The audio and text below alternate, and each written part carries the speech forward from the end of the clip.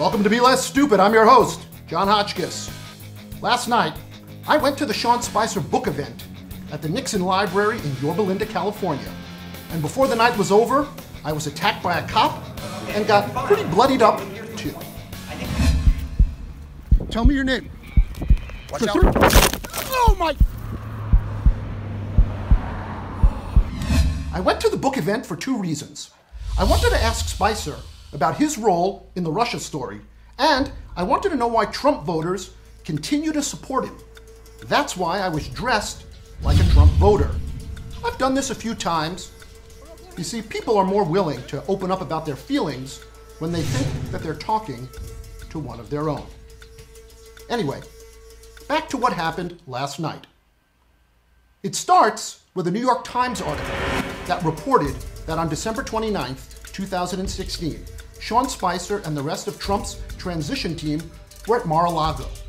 The day before, the Obama administration had imposed sanctions on Russia for meddling in the 2016 US election.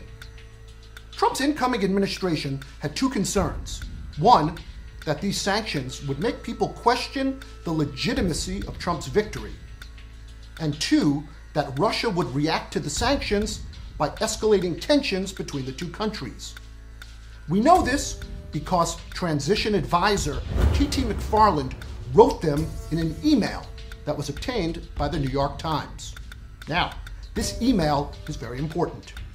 It laid out Team Trump's plan that Mike Flynn would call the Russian ambassador and tell him not to overreact to the sanctions because the incoming administration would fix it after the inauguration. As we now know, 2 weeks later, Mike Flynn lied to the FBI about those conversations. We begin tonight with Michael Flynn and his guilty plea. President Trump's former national security advisor admitting he lied to the FBI. He told the FBI he wished Kislyak a Happy New Year. The FBI had the conversation on tape. Flynn is charged. He pleads guilty to lying to the FBI and is now a cooperating witness with the Mueller investigation. But today, as General Michael Flynn walked out of court. Okay, now, back to Mar-a-Lago. Katie McFarland's email was sent to Steve Bannon, Reince Priebus, and Sean Spicer, who were all together that day at Mar-a-Lago.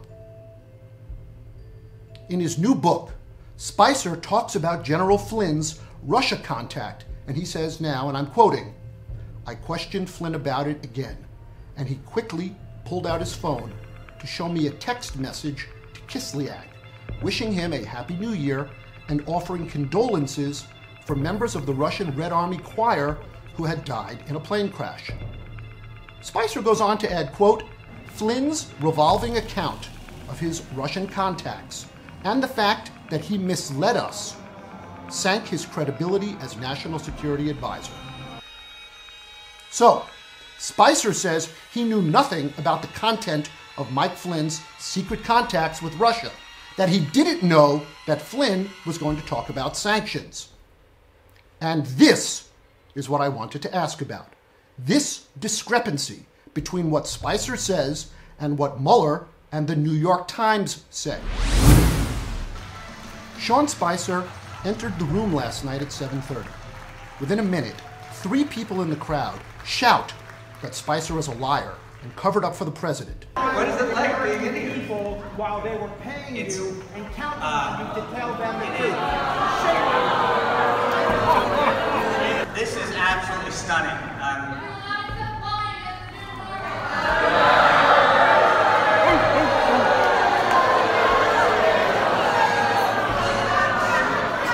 This is, I had the honor to...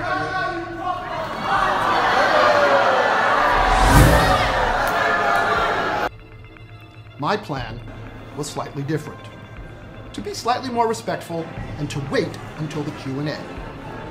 Right before I stood up, Spicer, in response to an audience member's question, said that in order for the two parties to move forward, it was important for people to listen to one another and be respectful when they disagree.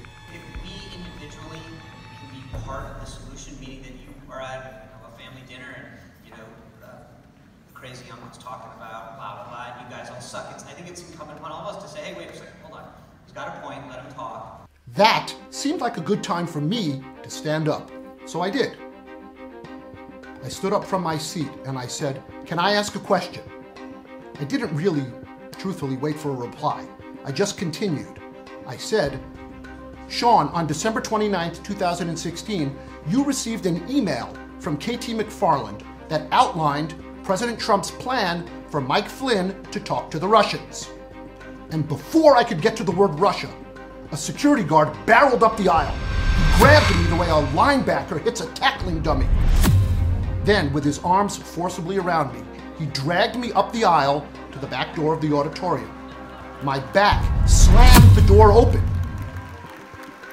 At the bottom of the stairs, I was now freed from his grasp. However, he continued to aggressively march towards me. Tell me your name. Watch out. Oh my! Nice work. I didn't do that to you. Yeah, didn't you touch pushed me out this I way. didn't push you. Yeah, yes you did. You pushed me down the stairs. Show the individual tripping. Property. All I did was ask going a the wrong question. way. I'm going to my car. Get off the property. I have to get my car. Let's go. Right now. Get in the car now. Leave now. Could you please tell me your name? It is get in your car and leave now. And I'm bleeding. Look at this. How about No, you tripped and fell over the No, red curb. because you pushed me back there. Yeah. All I ask is that we take a look and see my hand. Okay?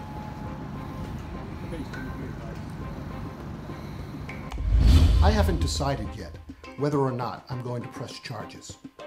What I do know is this, that Sean Spicer is a liar who has lied about his role in the Russia investigation. I know that he's put those lies to paper in his new book, as if memorializing your lies suddenly makes them true. It does not.